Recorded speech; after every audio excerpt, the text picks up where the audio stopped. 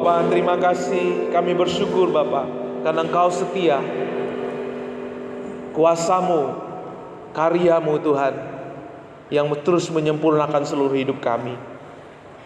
Kami bersyukur sepanjang minggu ini Tuhan, Kau memelihara, mendampingi, menopang, menyertai kami, hingga kami boleh bertemu kembali di rumah-Mu yang kudus ini dengan sukacita dan damai sejahtera daripada Tuhan.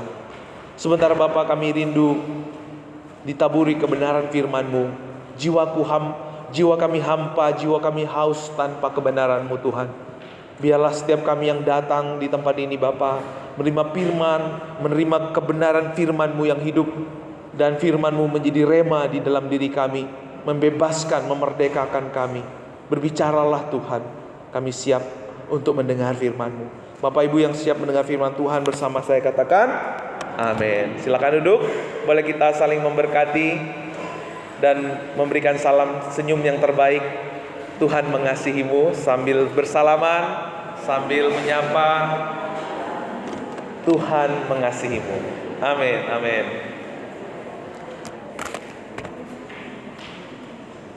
Luar biasa.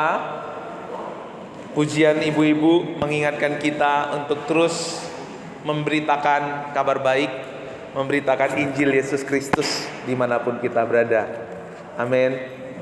Sayangnya istri saya nggak bisa ikut, karena istri saya seminggu ini Ibu Pendeta diundang oleh Junim Church, gereja Korea di Jakarta, karena gereja itu akan mempensiunkan gembala sidangnya, lalu mengundang beberapa hamba Tuhan untuk mereka layani. Puji Tuhan untuk hal itu ya. Bapak Ibu, mari kita bersama-sama akan belajar kembali tentang surat Galatia. Kita masuk ke minggu yang ke-22. Firman Tuhan hari ini berjudul Iman yang berpusatkan kepada Injil.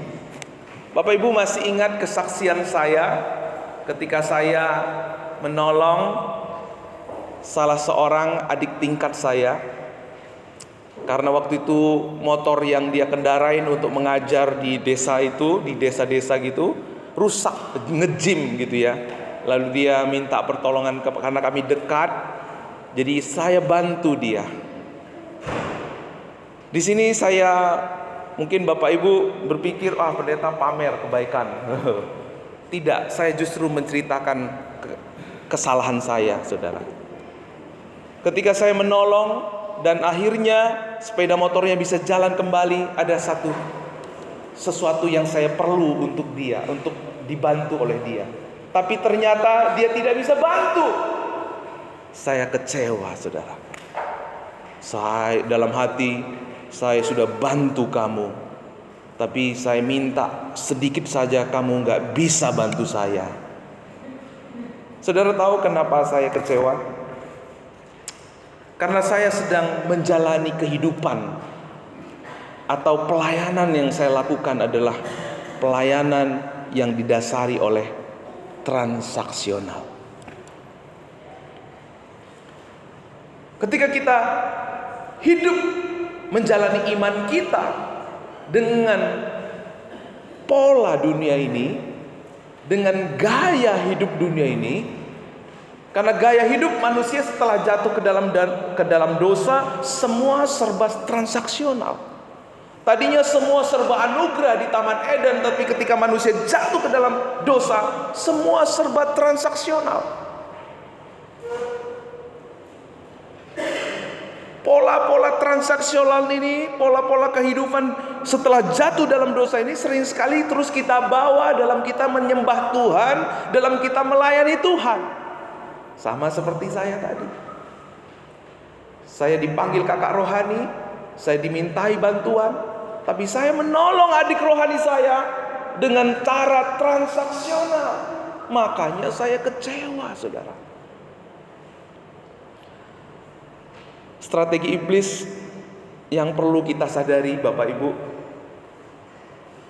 kita menyebut nama Tuhan, kita melayani mengatasnamakan Tuhan, kita memberi mengatasnamakan Tuhan, kita menolong orang lain mengatasnamakan Tuhan, tetapi polanya sistemnya, dasarnya transaksional. Sehingga membuat kita tahu yang baik, tahu yang benar, tapi kita sulit menghidupinya, sulit kita merasakannya dalam hidup kita. Makanya dalam Yakobus dikatakan, Bapak Ibu, kalau kita tahu yang benar tapi kita tidak melakukan, itu dosa. Itu dosa. Kenapa? Karena ini cara iblis untuk menyeret kita masuk ke dalam sistem dunia ini, sehingga apa? Kita hidupnya segala sesuatu serba transaksional. Untuk membesarkan anak kita transaksional. Nanti Pak, kalau saya punya anak, hidup saya di masa tua akan bahagia karena anak-anak saya akan memelihara saya. Transaksional. Sehebat apapun Bapak Ibu menyekolahkan, membesarkan, memelihara anak-anak kita, tapi dengan mental transaksional, kita sedang menjadikan anak kita alat kita, saudara. Kita sedang menjadikan anak kita untuk mengangkat derajat kita, untuk menjamin hidup kita. Kenapa kamu berbuat baik sama dia? Iya Pak, kalau nggak berbuat baik nanti apa kata orang? Saya orang Kristen, saya udah lama melayani, saya udah terkenal baik di lingkungan ini. Kalau saya nggak berbuat baik nanti, kalau saya nggak memberi, menolong nanti apa kata orang? Sepertinya hal yang baik, tapi di dalam standar kehidupan Injil itu adalah gaya hidup penyembahan berhala, saudara.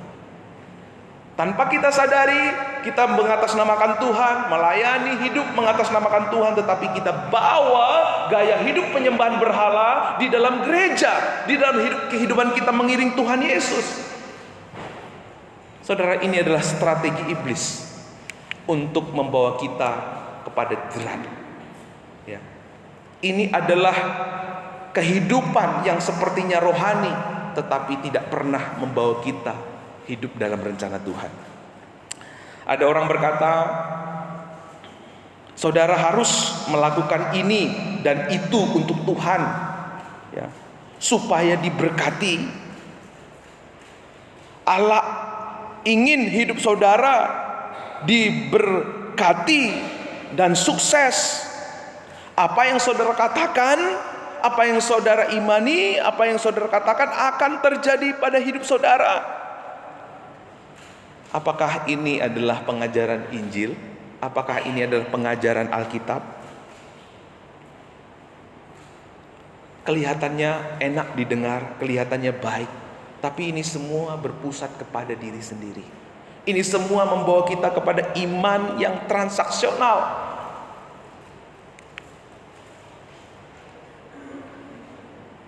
Ini kelihatannya sepele Bapak Ibu, tetapi ini seperti ragi.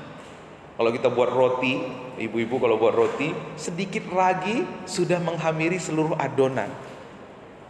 Pengajaran ini sepertinya itu mah nggak terlalu inilah Pak ya, itu mah sedikit doang. Tapi sedikit ini akan mempengaruhi hidup saudara dan saya, dalam hubungan kita dengan sesama, dalam kita menjalani hidup kita sehari-hari akan berdampak.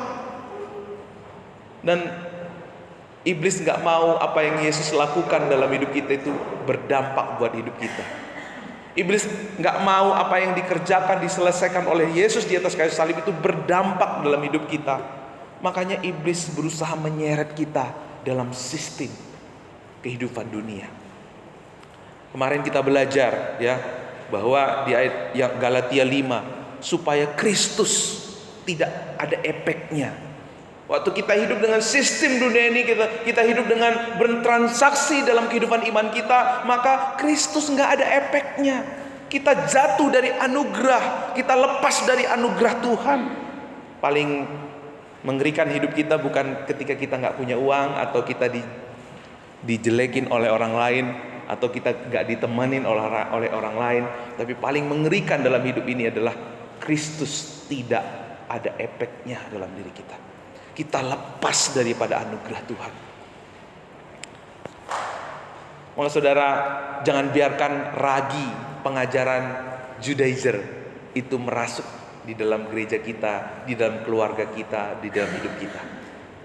Karena kalau kita menerima pengajaran yang diajarkan oleh Judaizer, maka Kristus tidak berefek, Kristus tidak berguna dalam hidup kita.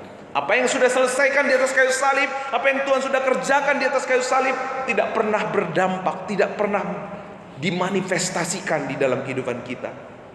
Makanya kalau kita baca Bapak Ibu di ayat yang ke-7, ayat yang ke-10 dan 11, bagaimana jemaat Galatia yang tadinya berlomba dengan baik, tapi tiba-tiba mereka tidak menuruti kebenaran lagi, saudara.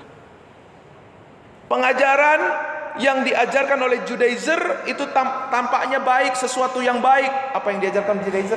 Bapak Ibu masih ingat? Kita tak cukup percaya Yesus supaya selamat. Kamu harus taat hukum Tuhan. Kamu harus bersunat supaya kamu selamat. Itulah pengajaran Yahudi, Judaizer. Kelihatannya baik, sedikit ditambahkan anugerah plus. Kelihatannya tidak ada sesuatu yang salah di sana.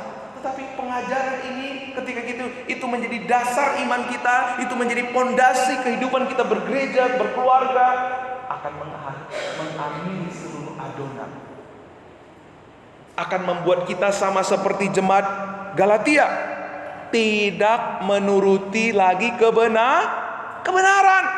Kalau kita berpikir, saya melakukan taat ibadah, saya memberi, saya berbuat baik supaya menerima sesuatu dari Tuhan, membuat kita tidak menuruti kebenaran. Di ayat 10 dikatakan lebih mengerikan Bapak Ibu. Mengacaukan kamu. Ya, mengacaukan. Sama seperti jemaat Galatia. Terjadi dua kubu.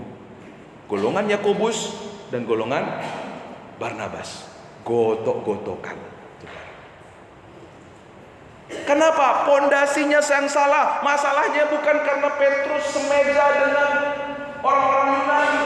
Masalahnya bukan karena ABCD, tetapi ada dasar yang salah. Sama seperti bangsa Indonesia. Masalahnya bukan karena ojol yang dilindas. Masalahnya bukan karena perkataan DPRD sehingga terjadi huru-hara, tetapi masalahnya adalah ideologi bangsa ini hanya menjadi pajangan. Dasar negara ini hanya menjadi slogan, tidak pernah dihidupi oleh para pemimpin kita terkhususnya.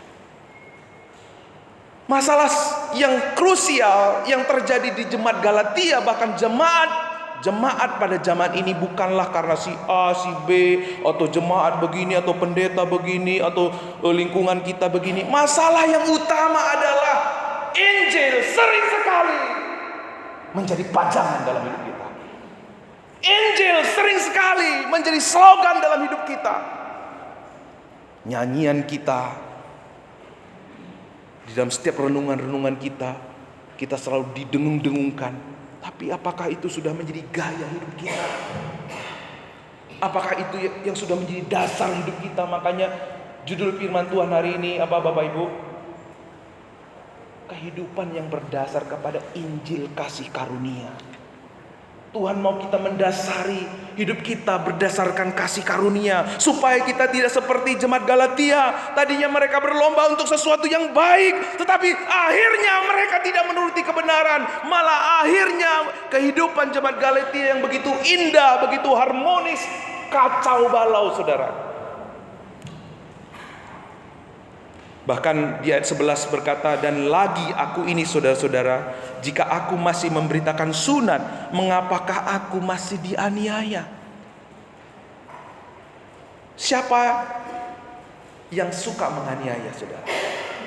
Di 2 minggu ini kita belajar. Siapa yang biasanya menganiaya?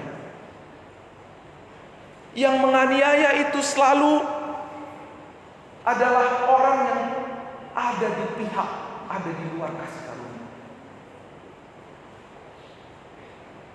Yang dianiaya itu adalah orang yang selalu ada di bawah kasih karunia. Saya mau kasih tahu, apa tandanya saudara di bawah kasih karunia? Tandanya saudara selalu menjadi pihak yang teraniaya. Tapi orang yang suka menganiaya, suka menindas, suka mendiskreditkan, itu tandanya kita hidup di luar kasih karunia. Lihat, Paulus adalah hamba Tuhan yang penuh kasih karunia. Dia menulis 3/4 dari perjanjian baru. Inti dari pengajarannya adalah kasih karunia. Dia adalah hamba Tuhan yang paling banyak merintis gereja. Dia adalah hamba Tuhan yang paling banyak menulis perjanjian baru. Dia adalah hamba kasih karunia. Dia dianiaya karena pengajarannya. Kenapa saudara? Ada orang-orang yang mengatasnamakan Tuhan tetapi mereka hidup di luar kasih karunia. Siapa yang menganiaya Sarah? Hagar itu budak menganiaya tuannya, saudara. Dari pola firman Tuhan, Bapak Ibu bisa belajar dari perjanjian lama sampai perjanjian baru. Orang yang selalu menganiaya adalah orang yang di luar kasih karunia Tuhan. Maka di luar kasih karunia Tuhan kita akan memiliki karakter duri, saudara. Karakter duri ini akan selalu di dalam pasal 4 ayat 29 kita baca sama-sama. 1, 2, 3 ya. Tetapi seperti dahulu dia yang diperanakkan menurut daging menganiaya yang diperanakkan menurut roh. Demikian juga sekarang ini. Jadi kalau saudara teraniaya, Paulus juga sudah teraniaya. Dan puji syukur, itu tandanya kita hidup di bawah kasih karunia. Yang penting saudara bukan penganiaya. Kalau kita mungkin penganiaya, mari kita bertobat.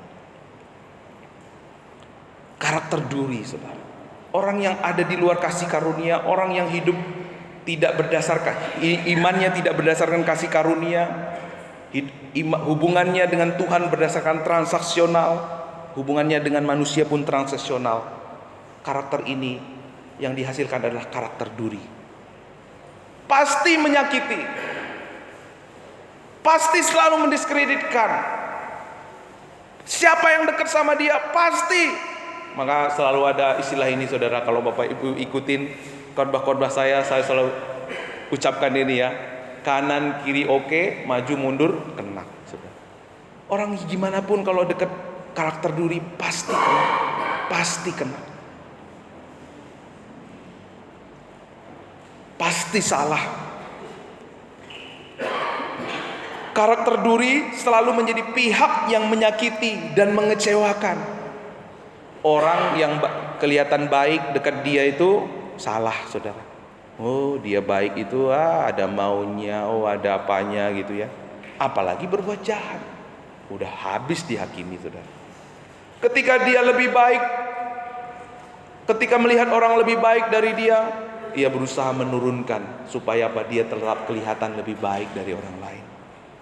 Orang kalau kelihatan maju nggak suka, udah kalau ada orang maju ditarik lagi, mundur.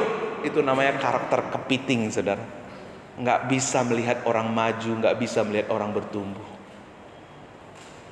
Selalu hitung-hitungan. Sama Tuhan aja dihitung-hitung, apalagi sama manusia. Semua akan perhitungan, semua akan hitung-hitungan. Saya udah korban ini, saya dapat apa? Mental jasa, saudara. Lihat, saudara. Kita lihat pola dalam Alkitab. Siapa yang menyalahkan Hawa, saudara? Di cerita manusia pertama, ketika manusia jatuh dalam dosa, tadinya Adam memuja kekasih jiwanya. Waktu Tuhan memberikan Hawa, Adam begitu sukacita. Adam begitu happy, saudara. Waktu Tuhan membawa Hawa, Adam takjub, lalu berkata, "Wow, man," gitu. Makanya woman kan. Tapi setelah jatuh ke dalam dosa, Tuhan tahu kenapa saya makan buah pohon larangan ini. Ini perempuan ini yang kasih sama saya. Saudara tahu, waktu kita di luar kasih karunia Tuhan, orang terdekat kita pun kita akan jadikan tumbal, saudara. Kita lihat bagaimana peristiwa antara Kain dan Habel. Ketika persembahan Habel diindahkan oleh Tuhan, Kain menjadi iri hati. Karena iri hati dia membunuh adik yang dia kasihi sendiri. Kita melihat bagaimana Sarah dan Hagar. Hagar itu adalah budaknya Sarah. Ketika Sarah mengizinkan Hagar menikah dengan Abraham, waktu dia hamil, dia merendahkan si Hagar, si Sarah. Kita melihat bagaimana Ishak dan Ismail, waktu mereka tumbuh bersama-sama, ada hal yang dilakukan yang membuat Ismail harus diusir dari keluarga, dari rumah Abraham. Ini menunjukkan kepada kita Bapak Ibu bahwa kehidupan di luar kasih karunia, kehidupan iman tanpa Injil kasih karunia akan membawa kita kepada peristiwa-peristiwa yang sama. Akan membawa kita kepada pertikaian. Israel, Timur Tengah hari ini bertikai, ya berawal dari Ismail dan Ishak yang tidak kunjung selesai. Artinya begini Bapak Ibu, waktu kita hidup di luar kasih karunia, kita akan berkecimpung muter-muter di dalam pertikaian abadi. Siapa lebih baik, siapa lebih hebat, siapa berjasa. Itu sampai mati yang jadi kerjaan kita. Sama seperti Israel ini. Oh, aku lebih hebat, bom, hancurkan. Gak boleh dia lebih hebat, hancurkan. Itu yang terus terjadi, saudara. Ini adalah jerat iblis supaya apa? Benar, Kristus no efek di dalam hidup kita. Kristus gak ada efeknya dalam hidup kita. Kita akan terus berputar-putar, siapa yang lebih baik, siapa yang lebih berjasa, siapa yang lebih kuat. Gak ada artinya. Kita kalau bertikai seperti itu, menang jadi arang, kalah jadi abu. Gak ada yang dimuliakan, gak ada yang ditinggikan. Itu hanya sementara, saudara. Pengajaran Judaizer, mungkin hari ini Judaizer tidak ada di gereja kita, tapi mungkin pengertian kita membawa kita kepada hubungan yang transaksional dengan Tuhan. Mungkin pengajar Judaizer hari ini tidak berdiri di depan saudara, tapi mungkin ada ajaran-ajaran dari luar sana masuk menjadi konsep hidup kita. Itu yang harus kita bentengi. Itu yang harus kita pagari. Karena kalau kita hidup dengan pola Judaizer, dengan dasar kehidupan di luar kasih karunia, kita tidak akan pernah bisa menjadi jemaat yang menggenapi rencana Tuhan. Tapi puji Tuhan, jemaat Gereja Baptis Pabaton Tuhan panggil untuk menggenapi rencananya. Amin. Waktu saudara berdiri di atas kasih karunia, waktu melihat orang yang lebih baik dari saudara, saudara tidak menjadi iri hati. Haleluya. Waktu Pak Daniel lebih baik, kalau Pak Daniel lebih baik, dia makannya nasi, Tuhannya Yesus Kristus, dia percaya Yesus Kristus, baptisannya selam, aku juga sama. Kalau dia diberkati, aku juga diberkati Tuhan. Amin. Puji Tuhan. Jadi motivasi buat hidup kita. Jika ada yang menyakiti saudara, jika ada yang merepoti saudara, menjahati saudara, saudara tidak lagi benci, saudara tidak lagi marah. Justru hati kita berbelas kasihan dan berkata kepada Tuhan, Tuhan, aku tahu, aku pernah ada di pihak itu. Aku pernah jadi orang yang menyakiti orang lain dan rasanya gak enak. Tuhan pakai aku Bapa, supaya aku juga bisa menolong temanku bangkit dari jerat iblis yang sedang mengikatnya dia. Wow, hidupmu di bumi seperti di sorga. Keluarga kita di bumi seperti di sorga. Yang percaya katakan amin. Orang yang jahat kepada kita sekalipun, orang yang mengusik kita sekalipun, kita berbelas kasihan kepada mereka. Kita rindu, kita dipakai Tuhan untuk menjadi saluran berkat buat mereka. Ketika kita sakit, mungkin tidak membuat kita mengutuki Tuhan. Tuhan, aku sudah melayani Engkau, aku sudah memberi banyak sama Engkau, aku sudah banyak menolong orang di gereja, di lingkungan, aku sudah banyak. Kenapa aku sakit Tuhan? Bukankah akhir-akhir ini banyak orang kecewa seperti itu, saudara? Kenapa anakku seperti ini? Aku udah banyak memberi untuk Tuhan, aku udah banyak berkorban untuk Tuhan. Kenapa anakku? Kenapa suamiku? Kenapa istriku? Karena selama ini kita bertransaksi dengan Tuhan, kita datang menyembah Tuhan tapi membawa ekspektasi kita pribadi. Ketika mengalami sesuatu malapetaka, iblis langsung menaruh pikiran-pikiran, langsung mendakwa kita, itu gara-gara kamu begini begitu. Kamu tidak doa kan? Kamu tidak melayani kan? Kita kalah dengan intimidasi setan.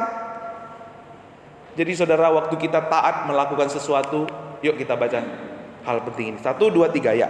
Hal terpenting dari sekedar taat melakukan adalah mengapa melakukan. Semua ajaran dunia ini mengajarkan kamu harus melakukan, kamu harus taat, pokoknya taat, pokoknya melakukan. Tapi beda saudara, waktu kita berbicara tentang Injil kasih karunia, bicara kenapa kita melakukan. Sudahkah saudara mengenal kebenaran kenapa kita harus beribadah setiap hari Minggu? Kenapa kita perlu bersekutu dengan saudara seiman? Kenapa kita perlu di gereja baptis membangun jam doa setiap hari Rabu? Ini saya lihat makin sedikit jam doanya. Jangan-jangan makanya perlu ikut PA lagi. Jangan-jangan udah terbawa arus Judaizer gitu loh. Kenapa kita perlu untuk PA? Kenapa kita perlu untuk beribadah setiap hari Minggu? Kalau kenapa kita memberi, kenapa kita harus care dan sharing sama yang lain? Jangan-jangan saudara nggak tahu. Padahal buat Tuhan kita, mengapa kita melakukan itu jauh lebih penting. Mengapa saudara melayani? Itu jauh lebih penting daripada saudara tampil di depan ini. Sehebat apapun karunia talenta yang kita miliki, tapi kalau kita nggak punya dasar yang kuat, sedikit kritikan udah meloyo, sedikit tawaran dari luar, di sana ada main, kamu dapat dikasih ini loh, nanti dikasih transfer, udah ditinggalin. Kenapa? Karena dasarnya nggak kuat. Ayo ibadah di sana, ayo ada acara di sana, ikutin semua. Akhirnya kita nggak pernah menjadi orang Kristen yang tertanam dengan baik di gereja kita. Seperti pohon yang ditanam, dicabut lagi, udah seminggu, udah sebulan, dicabut lagi. Ya, jangankan tumbuh bu, jangankan berbuah pak, hidup aja syukur. Jadi apa yang membuat orang percaya? Apa yang membuat orang percaya dapat bertahan dalam iman yang benar sampai akhir hidupnya? Jawabannya ialah Injil kasih karunia di dalam Yesus Kristus. Injil kasih karunia itu berbicara tentang apa yang Yesus lakukan di atas kayu salib. Klik. Di atas kayu salib Yesus yang benar harus menanggung murka Allah, supaya kita yang bersalah diperdamaikan dengan Allah. Injil kasih karunia itu adalah Allah yang berkuasa mau menjadi yang tidak berdaya, agar kita yang tidak berdaya memperoleh kuasa sebagai anak-anak Allah. Injil kasih karunia itu berbicara tentang pribadi yang rela, yang kekal, rela mengalami kematian, agar kita yang seharusnya mati menerima kehidupan kekal. Injil kasih karunia itu berbicara tentang seorang pribadi yang kudus diperhitungkan sebagai pendosa, agar kita yang cemar dibenarkan di hadapan Allah. Injil kasih karunia itu berbicara tentang Bapa mengutus anaknya karena kasihnya kepada kita. Bapa merelakan anaknya mati menanggung kutuk dosa dan pelanggaran kita, supaya kita dibenarkan oleh darahnya. Yesus bangkit dari kematian menjamin kemenangan setiap orang percaya. Yesus naik ke sorga untuk menyediakan tempat yang terbaik bagi orang-orang percaya. Saudara, sudahkah kita mendasari ibadah kita, pelayanan kita berdasarkan Injil kasih karunia? Itu akan terlihat dari cara kita menghadapi masalah. Itu akan terlihat dari cara kita menghadapi saudara kita seiman. Itu akan terlihat dari cara kita melayani, ketahanan kita dalam melayani. Melalui Injil kasih karunia Allah Allah menunjukkan kepada kita tindakan kasih-Nya yang nyata. Bahkan ketika kita masih berdosa, Ia mati bagi kita. Maka orang yang berinjil selalu akan dimampukan untuk hidup dalam iman nyata lewat tindakan kasih kita. Bagaimana mungkin Ia akan melupakan dan membuang kita saat kita gagal? Sekalipun Ia pasti mendampingi, Ia pasti menjamin hidup kita sampai kita berjumpa dengan Kristus. Sebab dikatakan Bapak Ibu di ayat yang kelima dan 6b, sebab oleh roh dan karena iman kita menantikan kebenaran yang kita harapkan. Hanya iman yang bekerja oleh kasih. Iman kita bukan didasari oleh hukum-hukum, peraturan-peraturan. Karena waktu Tuhan datang ke dunia, Ia tidak membawa semuanya itu. Ia membawa anaknya untuk menebus kita. Dia tidak memberikan aturan-aturan, Dia tidak memberikan berkat-berkat, tapi Ia memberikan anaknya, yaitu seorang pribadi untuk menebus kita. Supaya kita hidup tidak lagi hidup untuk diri kita sendiri, tetapi kita hidup oleh roh karena iman. Iman yang bekerja oleh kasih karunia. Paulus mau bilang begini Bapak Ibu, bahwa keselamatan itu murni anugerah, tanpa tambahan apapun. Ini konsisten dengan seluruh pengajaran Alkitab, namun berbeda dengan ajaran Judaizer. Jika ada sesuatu yang ditambahkan ke dalam karya keselamatan Allah yang telah selesai, maka itu bukan lagi anugerah, melainkan penyesatan. Jadi sehebat apapun pengajaran, sehebat apapun motivasi, kalau membawa kita untuk transaksional dengan Tuhan, itu adalah penyesatan. Mungkin saudara selama ini tahu, oh kalau yang mengajarkan Yesus itu bukan Tuhan, itu sesat, itu udah pasti. Tapi Injil menunjukkan kita kebenaran yang jauh lebih dalam. Kita ada pengajaran yang mengajarkan kita selamat plus karena perbuatan, seperti yang diajarkan oleh Judaizer, itu adalah penyesatan. Lihat saudara, ini akan seperti ragi yang mengamiri seluruh adonan. Kelihatan sedikit, tetapi sangat mempengaruhi. Apa yang dimiliki oleh Paulus, apa yang membuat Paulus berdiri mengajar, apa yang membuat Paulus hidup adalah Injil kasih karunia.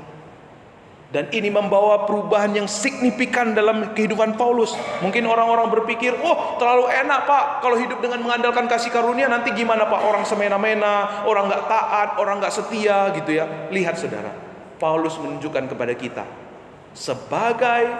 sebab bagi orang-orang yang ada dalam Kristus, di 1 Korintus sebelum ayat ini, 1 Korintus 15 ayat 10, Paulus itu berkata, aku bekerja lebih keras daripada mereka semua.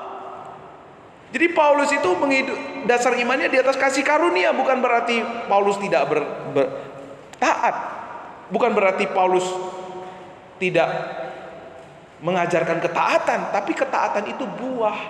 Bukan karena ketaatan kita diselamatkan. Kita diselamatkan murni karena ketaatan Yesus Kristus. Amin. Kita taat sebagai ungkapan syukur dari apa yang Yesus lakukan di atas kayu salib. Makanya sunat yang diajarkan oleh Judaizer itu sunat yang secara hurufiah, buang daging, katan. Tapi sunat yang dimaksudkan oleh Yesus Kristus adalah sunat hati. Sebab bagi orang-orang yang ada dalam Kristus, hal yang bersunat atau tidak bersunat tidak mempunyai suatu arti. Hanya iman yang bekerja oleh kasih. Karena sunat yang dimaksudkan oleh Paulus itu bicara tentang sunat hati, yaitu sunat yang tidak pernah dilakukan oleh tangan manusia, tetapi lewat pengorbanan Yesus Kristus segala kedagingan kita dibuang. Sehingga kita berkata seperti Paulus, hidupku bukannya aku lagi, tapi Yesus yang hidup di dalam aku.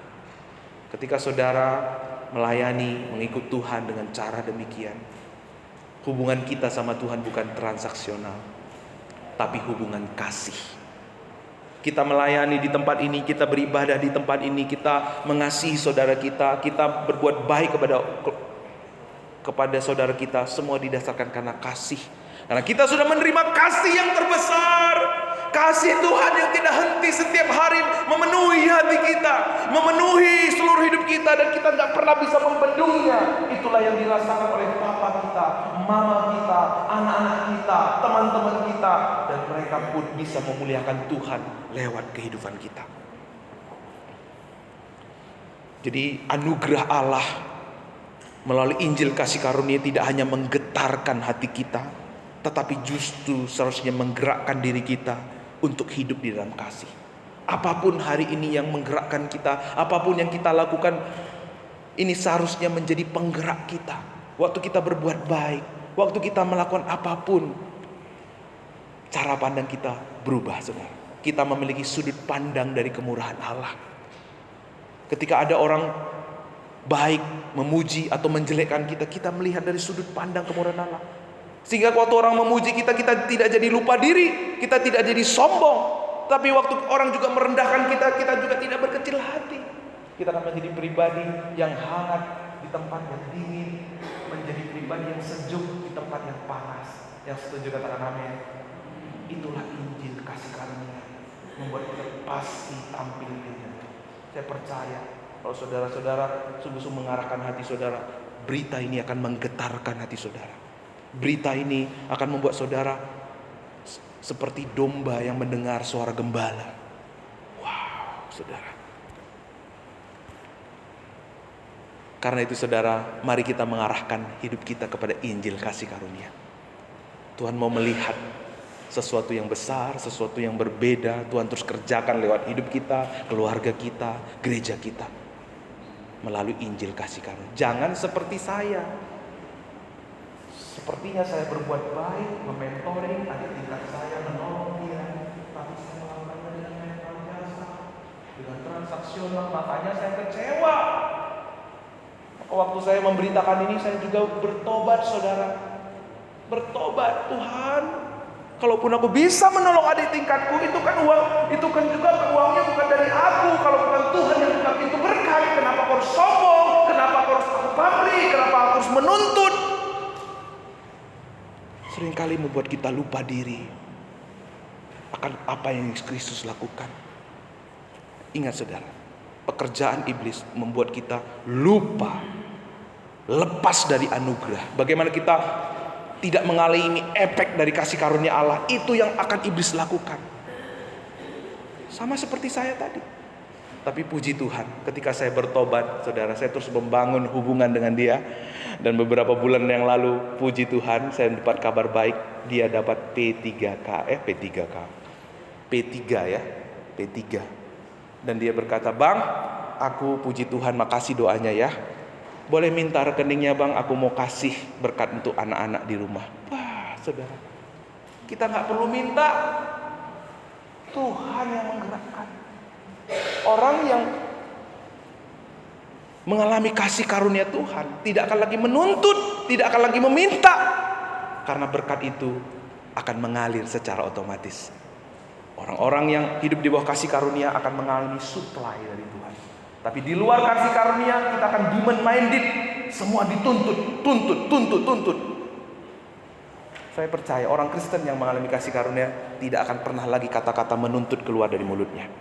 Tidak akan pernah lagi ada sungut-sungut, komplain-komplain dari mulutnya. Sebab dasar kita sudah berdiri di atas dasar yang teguh. Dasar yang tidak pernah bisa digoyangkan oleh apapun dari dunia ini. Dasar yang kuat kokoh, iman yang tulus, ikhlas dan murni. Hanya lahir dari orang-orang yang memiliki dasar iman kepada kasih karunia Tuhan. Di luar kasih karunia Tuhan, kita akan selalu pamrih, menuntut, hitung-hitungan, mental jasa, saya lebih baik, saya lebih hebat, saya lebih setia, menghakimi, mendiskreditkan. Kita lupa akan anugerah Tuhan yang memanggil kita. Makanya dikatakan tadi, Tuhan yang memanggilmu, Dia yang menyatakan kasih karunia. Tidak ada jalan kita. Saya percaya ketika hidup seperti kita menghidupi kebenaran Injil, pasti sesuatu yang besar, berbeda Tuhan kerjakan dalam hidup kita. Mari kita tunduk kepala.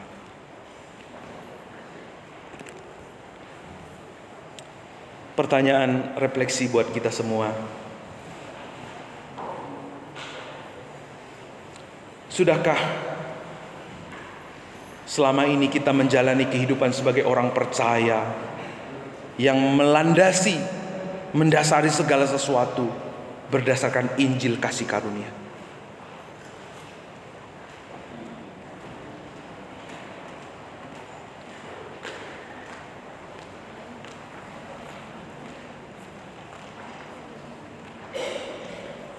Bahwa apa yang kita lakukan, apa yang kita kerjakan tidak pernah bisa menambahi atau mengurangi kasih karunia Allah.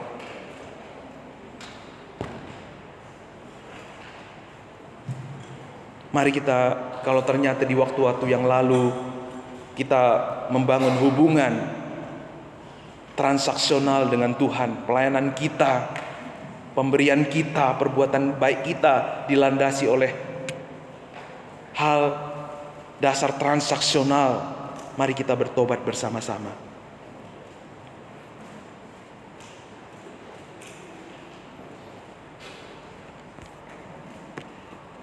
Mari kita mengaku di hadapan Tuhan bahwa sering sekali tabiat dosa kita membawa kita untuk bertransaksi dengan Tuhan. Sering sekali kita membawa ekspektasi kita. Sering sekali kita membawa agenda kita kepada Tuhan, padahal kita lupa kita sudah ditebus oleh Tuhan. Dan Paulus mengingatkan kita bahwa hidup kita bukan milik kita lagi, tetapi milik Kristus yang telah menebus kita. Bagaimana mungkin kita masih membawa ekspektasi kita, membawa agenda kita kepada Tuhan? Biar agenda Tuhan saja, biar keinginan Tuhan saja, biar apa yang Kristus lakukan saja menjadi dasar hidup kita. Mari saudara bersama-sama bertobat. Roh Kudus akan mengingatkan saudara akan kehidupan yang selama ini yang saudara jalani. Tuhan tidak mau kita berkutik dalam kehidupan yang berputar-putar, dalam perselisihan, dalam persaingan yang tidak henti, dalam lingkaran yang membuat kita letih lesu, selalu berkutat siapa lebih hebat, siapa lebih baik, siapa lebih kuat, siapa lebih berjasa. Tuhan ingin mengeluarkan engkau dari jerat kesia-siaan itu, dan Tuhan ingin memanggil engkau menjadi pribadi yang berbuah lewat kehidupanmu. Bahkan ketika orang berbuat jahat kepada dirimu pun, orang itu bisa mengalami kasih karunia. Amin, amin. Berbicaralah Tuhan, jamah hati kami Bapa. Jangan biarkan kami keluar dari tempat ini dengan hati yang sama. Tuhan, kami rindu menjadi gereja yang menggenapi rencanamu. Kami rindu menjadi gereja yang menggenapi maksud-maksud-Mu. Jangan biarkan kami menjadi pelayan-pelayan yang berkutat-kutat kepada kesia-siaan ya Tuhan. Biar kami menjadi pelayan jemaat Tuhan yang berdiri di atas kasih karunia. Jadikan kami semua menjadi umat Tuhan yang kuat, kokoh, tulus, ikhlas, tidak tergoyahkan oleh apapun dari dunia ini Tuhan. Menjadikan kami berbeda, menjadikan kami berbeda dan menggenapi rencana-Mu. Mari saudara bangkit berdiri. Pandanglah pada salib Kristus. Ingatlah selalu akan karya Kristus yang telah menyelesaikan kita, menyelesaikan segala pergumulan kita, menyediakan segala yang kita perlukan. Salib itu juga yang akan memampukan kita untuk taat oleh anugerahnya dan penyertaannya yang kekal lewat Roh Kudus Kristus. Terima kasih Tuhan. Mari saudara yang lelah dan kacau jiwamu, gelap-gelap gelita yang kau rasakan, mari datang, pandanglah kepada salibnya yang membebaskan, yang memberikan kelegaan.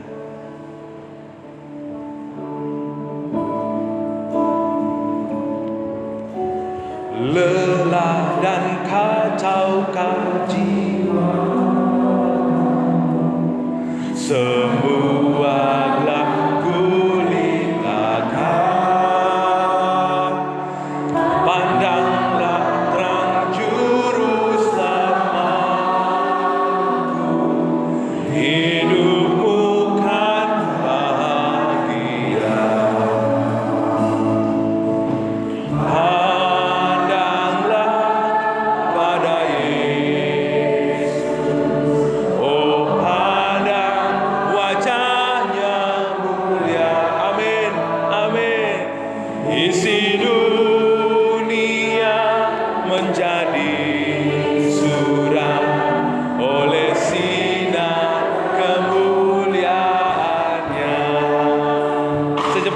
bangkit berdiri. Mari kita bangkit berdiri. Ku ikat jejak Tuhanku. Amin. Dosa tak berkuasa lagi, oleh Yesus terbelenggu. Serukan dengan iman.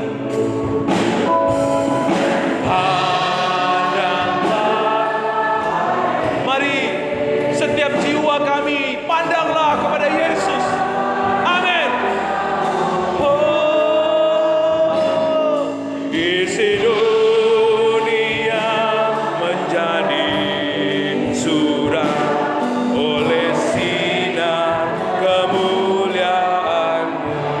Saudara yang mau merespon kebenaran firman Tuhan, yang mau memandang kepada salib Kristus, yang sungguh-sungguh mau menerima kebenaran firman Tuhan hari ini dan berkata, Tuhan, mulai hari ini aku mau mendasari hidup imanku berdasarkan kasih karunia-Mu, mendasari pelayananku, keluargaku, perbuatanku, usaha, pekerjaanku berdasarkan kasih karunia-Mu. Itu keputusan saudara. Taruh tangan kananmu di dada dengan iman dan kesungguhan, dengan memandang kepada salibnya. Katakan dengan kesungguhan, sampaikan segala kesungguhan kerinduanmu di hadapan Tuhan. Amin, saudara. Amin. Haleluya, Yesus. Kau melihat setiap tangan-tangan yang teracung di dada kami ya Bapa. Kalau ada yang belum mengambil keputusan, Roh-Mu yang melawat kami, supaya tidak ada yang terlewatkan oleh kebenaran-Mu. Terima kasih Tuhan Yesus. Orang yang Injil, orang yang berinjil, hidup dalam ketaatan, namun bukan lagi untuk mencari perkenanan Allah, tetapi sebagai wujud syukur dan kasih sukacita akan kebaikannya. Orang yang injili tidak lagi takut tertolak oleh Allah jika gagal hidup taat. Dan kita juga tidak bermegah dalam keberhasilan, melainkan tetap rendah hati dan bersandar kepada anugerah-Nya. Orang yang injili menemukan dan merasakan kasih abadi yang sanggup meluap di dalam tindakan kasih kepada sesama. Orang yang injili dapat percaya bahwa pendampingan serta pemeliharaannya nyata sempurna sampai kita berjumpa kembali dengannya. Amin. Janjinya pasti terlaksana. Percayalah pada Dia. Amin. Amin. Segera kabarkan ke dunia keselamatan yang sempurna. Oh, pandanglah pada Yesus. Oh, pandanglah. Oh, pandang wajahnya mulia. Isi dunia menjadi suram oleh sinar kemuliaan. Katakan dengan kesungguhan, Yesus, Yesus, ku pandang wajah-Mu. Amin. Yesus, harta abadiku, harta abadiku. Kau ku puja, ku sembah, penyelamat sejati. Oh Yesus, ku pandang wajah. Selagi, serukan dengan iman.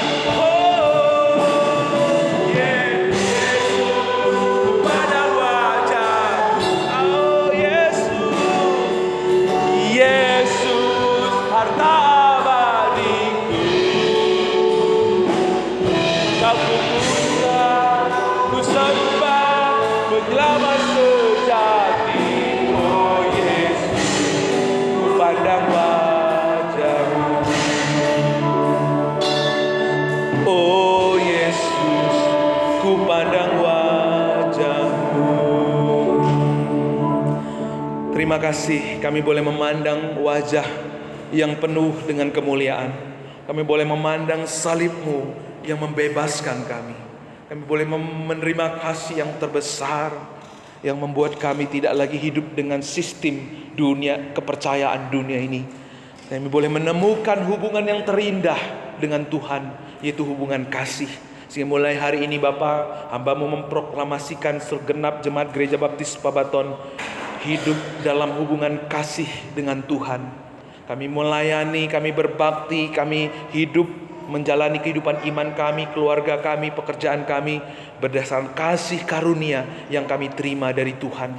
Kasih karunia yang melimpah-limpah, yang terus mengalir, yang terus memenuhi seluruh kehidupan kami. Dan kami mau Bapa lewat hidup kami memancarkan kasih-Mu, dan sehingga orang-orang sekeliling kami pun boleh merasakan kasih sorgawi, kasih yang tanpa pamrih, kasih yang tanpa menuntut, kebaikan yang tidak pernah pamrih nyata lewat hidup kami ya Bapak. Pelayanan yang murni, tulus, ikhlas lahir lewat kehidupan kami ya Bapak. Terima kasih Tuhan, dengar doa kami. Di dalam nama Yesus, firman-Mu menjadi rema, tidak ada yang sia-sia, mengubah, memberkati, membangkitkan, bahkan menyembuhkan kami. Terpujilah nama Tuhan yang diberkati bersama-sama. Saya katakan amin. Silakan duduk.